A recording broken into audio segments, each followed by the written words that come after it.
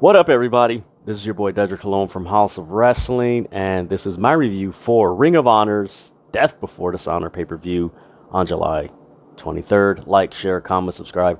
Follow House of Wrestling on all social media platforms. Follow me, Dedrian180, on TikTok, Twitter, and Instagram. Wow, tonight's pay-per-view was a fantastic pay-per-view. If this pay-per-view was the introduction to what we should expect if Ring of Honor, or when Ring of Honor, I should say, gets a TV deal and does more than likely quarterly pay-per-views, we're in for a treat. Like, this was a very solid pay-per-view. The match order, I could see why the main event was the match that it was, but the opening match threw everyone off. Like, oh crap, this is okay. And I liked that aspect because it brought a sense of, okay, we don't know what's gonna happen. Like, all right, this is interesting. It was pretty cool. But overall, man, this was a solid show. Ian Riccaboni and Caprice Coleman, oh my god, it was great to hear them on the mic calling the action. Honestly, they are the most underrated commentary team in all of professional wrestling. Ian Riccaboni is fantastic. He is great on the mic, and those guys made everybody that wrestled larger than life. Like, they just really emphasize their strengths and their strategy and their athleticism. And when the wrestlers were in danger or peril, they just really emphasized it. Everything was great about those guys. But getting into the action, I'm going to give you guys the results first, and then I'll break down what I really liked about this pay-per-view. So you had the opening match, Jonathan Gresham and Claudio Castagnoli for the ROH title, and Cesaro is the new Ring of Honor World Champion. The second match, you had Dalton Castle and the Boys versus the Righteous. Dalton Castle and the Boys are the new Ring of Honor six-man tag team champions. The following match, you had Willow Yuta and Daniel Garcia for the Pure title with Pure Rules. Willow Yuta is victorious in that match. Then we had Rush versus Dragon Lee. Rush defeated Dragon Lee. Then we had Mercedes Martinez versus Serena Deeb for the ROH Women's Championship. Fantastic match. Mercedes Martinez wins the match. Then we had Samoa Joe versus Jay Lethal. Samoa Joe defeated Jay Lethal. And then in the main event, 2 out of 3 falls. FTR defeats the Briscoes in what might possibly be, man, It could be match of the year contender or candidate. It's right up there with the first one. I'll get into a little bit of this match. I will say that this match between FTR and the Briscoes, I wouldn't mind if there's a third match, because their first 2 matches, as far as the quality, how it left the fans, and just the distinction between the 2 matches, that it wasn't a repeat of the first matches, and the second match had its own identity. It was the same wrestlers wrestling, but it had, like, these guys had their own, the match had its own identity in this match. And the only thing that I can think of that is that draws comparisons to it in some way is the Shawn Michaels Razor Ramon ladder match from WrestleMania, and then their ladder match in SummerSlam 1995. That's the only thing that comes to my mind that draws that comparison, where it was both matches were stellar, solid, and they just had their own identities, where it was just like, it wasn't trying to outdo the other. It was just a standalone, even though it was a rematch. But man, what a fantastic match. So the pre-show, I kind of missed a portion of the pre-show. Forgive me, guys, but I did catch. I actually caught it at the right time. So Tully Blanchard, I don't know what what's going to happen if they're going to explain that. I know at the time of this recording, they're having the media scrum for Ring of Honor. So after this recording, I'll probably find out what happens, and I'll post it on Ring of Honor or House of Wrestling social media. But so yeah, Tully Blanchard Enterprises was sold to the Embassy and Prince King Naya.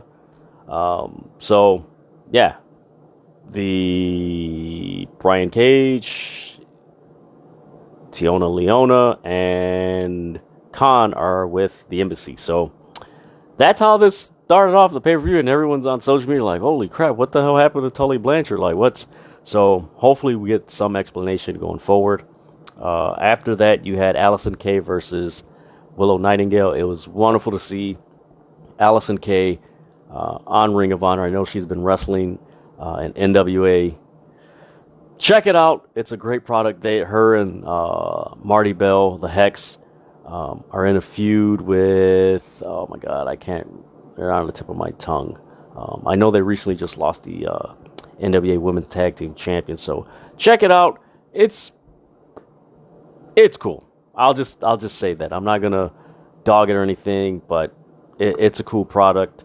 But man, it was so good to see Allison K and Willow Nightingale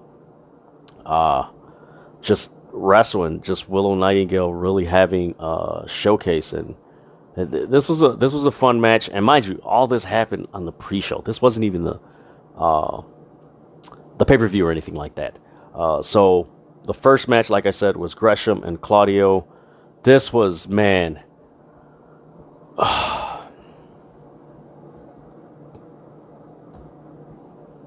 honestly, it's you can tell that Claudio is at home and he's having fun and working with guys like Gresham, Zack Sabre Jr. Like it really stretches his strengths, and it just takes, like, he's a different wrestler. I don't want to say like, oh, he's just having amazing matches. Like, no, he had some amazing matches in WWE, but it's more like, okay, there's an emphasis on Claudio in Ring of Honor. Man, this match was athletic, technical, a lot of mat wrestling, the reversals, the counters. Just there is a height difference between Claudio and Jonathan Gresham, and how they implemented that in the match, and how at certain spots Jonathan Gresham's height came into play and it was an advantage, and then certain spots Claudio's height came into play and it was an advantage, and it was a disadvantage for Jonathan Gresham. Just how they meshed, like, brought that together, and how fluid it was, and just the story that they told. Like, man, this was a fantastic match. There was a great ankle lock that Gresham did that it was out of, I believe, man, if I remember correctly, he bounced off the ropes and he rolled Claudio into a ankle lock, which is crazy. Like, me trying to describe the moves that these guys did, it doesn't no justice. Mind you, this is a review, so I'm going to tell you, watch this match. Like, watch this match, watch this pay-per-view. Like, this match specifically, man, there was some stuff that they did that was really cool and really fun. It was entertaining, and Cesaro's the new Ring of Honor World Champion, so it's great. He just arrived in AEW / Ring of Honor June 26th, and he's World Champion. I know some people, oh, he already has the belt. Well, he's a former Ring of Honor wrestler, so he's a Ring of Honor alumni. So it does fit for him to be the World Champion, and hey, him and Gresham can have a rematch, which I don't mind. Then you had a backstage segment with Daniel Garcia. It was just to the point, and a lot of these backstage segments were just to the point and hyping up the match. It wasn't anything what we normally see on AEW Dynamite, or just, you know, some story emphasis or anything like that. No, this was to the point. Then you had Dalton Castle and the Boys versus the Righteous. This match was okay. There was a point where Dalton Castle was tossing one of the boys, like, actually he was tossing both of them, like, out the ring onto the Righteous. It was just an attack, and they just kept on endlessly doing it, and the crowd loved it. This was a fun match. You can tell that they wanted to put the titles on Dalton Castle and the Boys. We know Vincent is a part of Honor No More in Impact Wrestling, so maybe it's Tony Khan's way of, you know what, let me get the straps on people that are contracted to Ring of Honor, AEW Ring of Honor. So, I don't have no problem with it. This was a decent match. It was a fun match. Dalton Castle is a hilarious wrestler who can wrestle. If you remember his match against Jonathan Gresham at Battle of the Belts back in, I believe it was March or April. Was it April? Yeah, I think it was in April. So yeah, that was a pretty fun match. Then you had a backstage segment with Sanjay Dutt, and they were wearing all white. And Sanjay Dutt explained that in his culture, the reason why they wear white is for a funeral. And Jay Lethal says a line that was pretty cool. He's like, "You're either death or dishonor," and we know that you're both of them, along those lines. So that was a pretty cool thing. Then you had Willow Yuta, Daniel Garcia in the pure title match with pure rules. You had Josh Woods, you had John Walters, and you had Ace Steel as the referees. This was a very a submission, technical wrestling, mat wrestling style match. A lot of you could say, more hard slaps. There was a point where Daniel Garcia, this was another match just like Jonathan Gresham's Claudio, where out of a reversal, they turned a submission hold. Like, this whole pay-per-view was nothing but submission holds. Which isn't bad, because the way they did their submission holds, like, each match had a creative way of implementing submission holds into their match.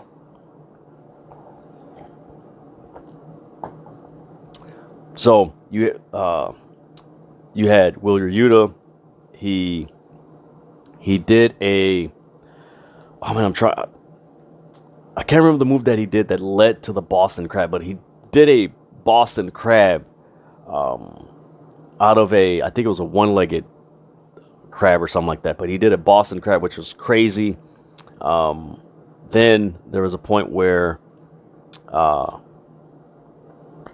Yuta did his move called the seatbelt cover, and he defeated Daniel Garcia. Of course, Honor rules. Daniel Garcia just flipped him off.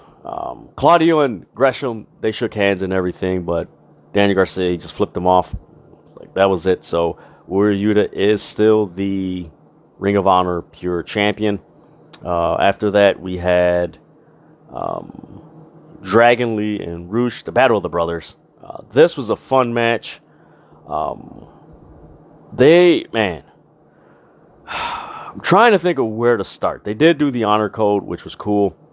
But man, there was a spot where Dragon Lee dove on the table, through the ropes onto Roosh. There was a point in the match where there was just, like, a lot of these matches had like hard slaps and chops. I can't remember if the women's match had that, but man, they were chopping the shit out of people, man. It was just chop, chop, chop, chop, chop. But I had no problem with it, because they didn't do it too much, where it was just like it was a like a crutch in the match. Like, it was just like, here we go, boom, boom, boom, and then they went and did their other moves. And that was the one thing I do want to emphasize throughout this whole pay-per-view. Every match got creative. How do I say it? They did similar moves, but they executed in a creative way where it was just a different way from the last match and before it. Like, that's just how this whole pay-per-view was, which is kudos to the wrestlers in this pay-per-view. There was a point where Roosh did a belly belly-to-belly suplex off the apron and threw Dragon Lee onto the mat. Like, he was on his back, got up, and belly-to-belly suplexed him onto the floor. That was insane. From that point on, I recommend, this is another match I recommend, if you're a fan of Roosh and Dragon Lee, watch this match. Then Dragon Lee performed a Frankensteiner from the apron. Then Dragon Lee performed the Incinerator. Then, of course, Roosh performed his bull's horns maneuver. He wins. Solid match, man. Those spots where they flipped on the apron and everything, that was another thing that I did see about this pay-per-view, that there was a lot of spots where they were flipping onto the floor, which one time, ooh. Second time, ooh. Like, as the night went on, like, those bumps, like, just like, I know that's gotta hurt, man. Like, the mat itself, the ring hurts. Like, doing that on the floor, like, man, that's, oof, man, that's tough. But it was a solid match. Please check that out. Then we had Mercedes Martinez and Serena Deeb. Man, Serena Deeb, Mercedes, I will say this was probably the best women's match in the last... I'm going to say this is probably the best women's match since WrestleMania. Since Bianca Belair and Becky Lynch. Since April, the first week of April. Like, this was a solid match, man. This was a very good match. These ladies were very technical. A lot of submission holds. A lot of counters on the top rope.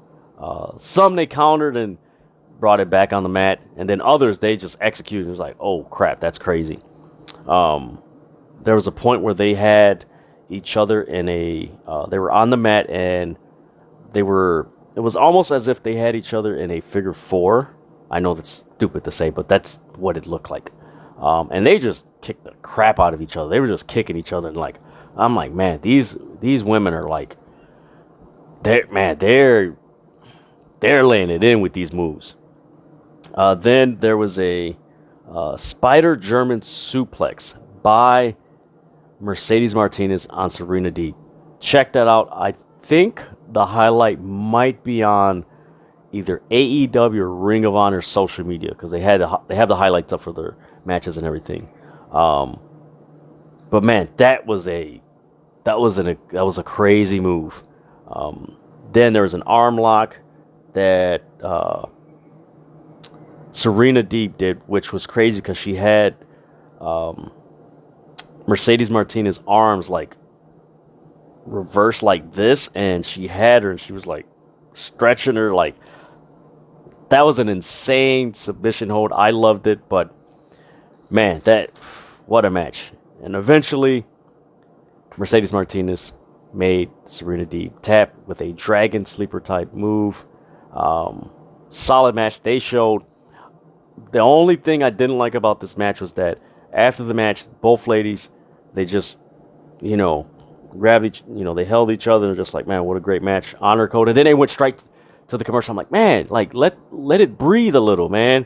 I'm like, TK, man, what's the deal with women's matches and not letting it, like, letting the crowd get into it, and let us soak in the moment. Like, come on, man. Then we had, excuse me, guys. You had Samoa Joe, Jay Lethal.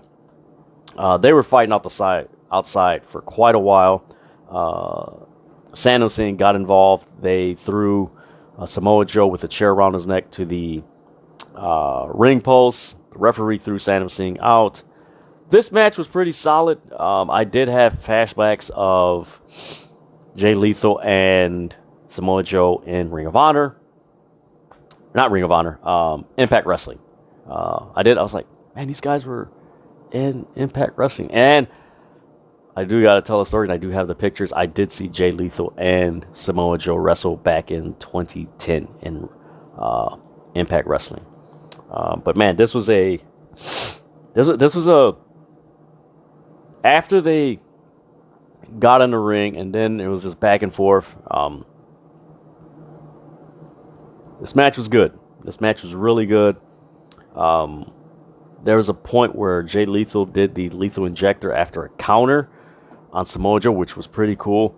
Again, like I said, this whole night, man, there was some pretty cool counters, and the way the fluidity between each counter and reversal was really good. Like, they really took their time to make sure that the counters, like, just like, damn, that was so good. And they did their job. They did their job. Then you had Samoa Joe doing the Muscle Buster. Then there was a point where Jay Lethal had Samoa Joe pinned, and he had him. I'm trying to describe it. Forgive me, guys. So it ended up in Jay Lethal being in a sleeper hold by Samoa Joe. Samoa Joe tapped him out. 1, 2, 3. Samoa Joe wins. Solid match. Hopefully this is the end of the Jay Lethal Samoa Joe feud. It's okay, or it was okay, but please let's move on to something else. Then they announced all these matches, and I guess a little bit of what we like about AEW, where they subtly announced these banger matches. We're like, what the hell? And they subtly announced, yeah, Bryan Danielson and Daniel Garcia this Wednesday. What? Of course, if you go on AEW TV's social media account, I believe it's their IG account, you'll see Bryan Danielson, CM Punk, Britt Baker, Jade Cargill, and Ricky Starks. They were at the San Diego Comic-Con, and I believe there was an announcement there. Comment below if I'm correct. So yeah, there was an announcement. Then we're gonna get Jon Moxley versus Rush. Just subtly announced that in this pay-per-view. Then you had FTR versus the Briscoes.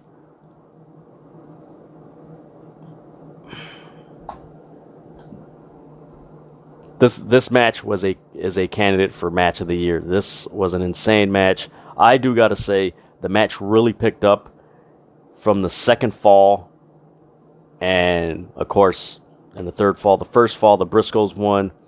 Man, I'm trying. There are so many good things about this match, and it got so physical. Me trying to describe this, like, I will do it no justice, because these guys were so damn creative. They used the table. There was a spot where Dax did a back suplex onto the table on the outside. That looked scary. He got up and everything, but it was crazy. All these guys were busted open. Dax Harwood, I believe in the first fall, he had a cut on his left side of his chest. The counters, I did like how the Briscoes, for the first fall, they had the pin, and I believe it was Jay Briscoe, the way he blocked Cash Wheeler getting in was so creative. It was like, ooh, I wish more teams would do that, because, man, that was so good how he executed that. I mean, you had FTR executing the big rig, and the Briscoes kicking out, which was the first time someone's kicked out of the big rig, which is Caprice Coleman said. Man, this was a battle. Like I said, this match is totally different from the match they had back at Supercard of Honor. And these teams, this was a main event. Like, if you were there, or you paid to see this, like, you got your money's worth. And if you didn't see it, go pay for it. Like, this was a fantastic main event. I tweeted that what Ric Flair and Ricky Steamboat's trilogy in 1989 did for world title matches, the Briscoes and FTR are doing that with tag team matches. They're raising a standard as far as tag team matches. And mind you, these teams only have fought 2 times. So it wasn't rematches after rematches after rematches, something that we see in WWE, which hopefully that changes with everything that's happened. That's a whole nother video. But man, this match, it was loud. FTR, Briscoes chants. Actually, I want to say, I think it was after the second fall that most of the crowd was standing. Like, that's how intense this match was, how physical it was, how creative it was, how you could say violent it was, how these guys just, they fought. There was a point where Jay Briscoe and Dax Harwood, like, they were throwing fists. Like, oh, damn, just pop, pop, pop, pop. And they executed it. And, of course, the third fall, the second fall, FTR won. The third fall, FTR won. The match finishes, and what I liked about this was that Dax and Cashwell, they brought in the Briscoes, and there was, honor code, and the crowd gave these guys a standing ovation because they delivered as far as a main event. This was a different main event. Honestly, I want to say this is, when it comes to 2 out of 3 fall matches, I would say, in my opinion, I may be missing a match or two between the match that I'm going to refer to. But man, this was right up there with the Shawn Michaels 3 Stages of Hell match at Armageddon in 2003. I think it was 2003, yeah. This was right up there. Like, this was a fantastic match. This was a great match. This was pro wrestling. If you were a pro wrestling fan, you are going to eat this up, and you are going to watch this breakfast, lunch, and dinner, man. This was a fantastic match. But overall, like I said, this pay-per-view was fantastic. This was a treat to watch. I do got to add also that while FTR was in the ring and they celebrated, you had the new Ring of Honor champion, Claudio Castagnoli. You had William Regal, and you had Wheeler Yuta come out, and the announcers, Ian Riccaboni and Caprice Coleman, like, hey, are they the next challengers? Claudio's holding his belt up, Wheeler Yuta's holding his belt up, Cash and Dax Harwood, they're holding their belt up, and it's like, so what, is it looked like at first, like, is the Blackpool Combat Club trying to recruit FTR? Are they going to fight them? What's going to happen? And it was a really cool cliffhanger to finish a fantastic pay-per-view. It wasn't too much. It wasn't gang rules. It wasn't interference or anything. It was just very simple, and it just left you like, man, where's this going to happen? What's going to happen? How's this going to, are they recruiting them? Are they, man, what's going to happen? And those are the best finishes for no matter what company. When you leave storylines like that, those are some of the best cliffhangers in professional wrestling. So, like I said, man, this was a great pay-per-view. From top to bottom, this was fantastic. I enjoyed it. It was a pleasure seeing Claudio winning the ROH title and watching him wrestle Jonathan Gresham. It was so fun. It's hard to pick out which match was match of the night because I think the whole card was stellar. Maybe with the exception of the 6-man tag title match, but other than that, man, this was a fantastic match or card. Check it out. like this, man, this was fantastic, man. Interested to see what's going to happen with Claudio and his next challenger, Samoa Joe. So yeah, break down the champions. So you have Claudio as your, so to give you guys who are the champions in Ring of Honor. So you have Claudio as, Claudio Castagnoli as your world champion. You have Warrior Yuta as your pure world champion. Then you have Samoa Joe as your TV champion. You have Mercedes Martinez as your women's champion. And then you have FTR as your tag team champions. And you have Dalton Castle and the boys as your six-man tag team champions. So it's going to be interesting where Ring of Honor goes from here. I'm really excited to see when they'll get a TV deal, because this was a very, they kept it simple. It was effective. It wasn't a lot of gang rules or run-ins or anything. It was just to the point, and it was pro wrestling. And man, again, I'll go back to the Briscoes FTR 2 out of 3 falls match. Go watch it. It was fantastic. Honestly, I don't think there will be a tag team match that surpasses this match for the rest of the year.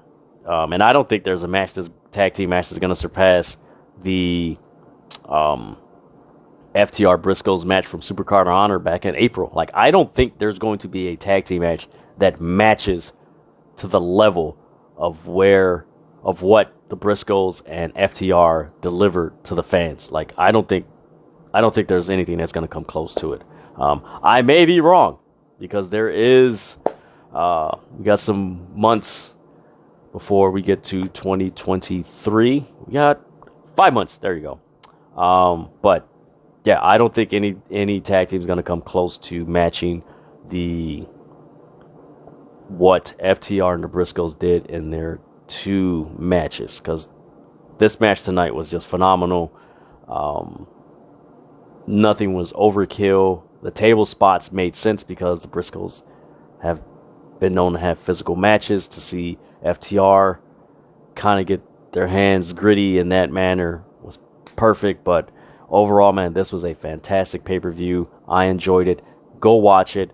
Watch the Briscoes FTR. Watch Claudio versus Jonathan Gresham. Definitely watch Mercedes Martinez versus Serena Deeb. That was a technical mat wrestling submission hold classic of a women's match. I enjoyed it.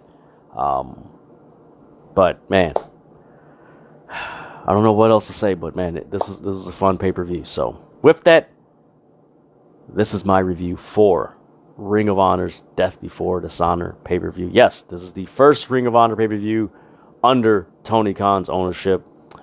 Like, share, comment, subscribe. Follow House of Wrestling on all social media platforms. Follow me, Dedrian180, on TikTok, Twitter, and Instagram. And with that, with everything that's happening in pro wrestling,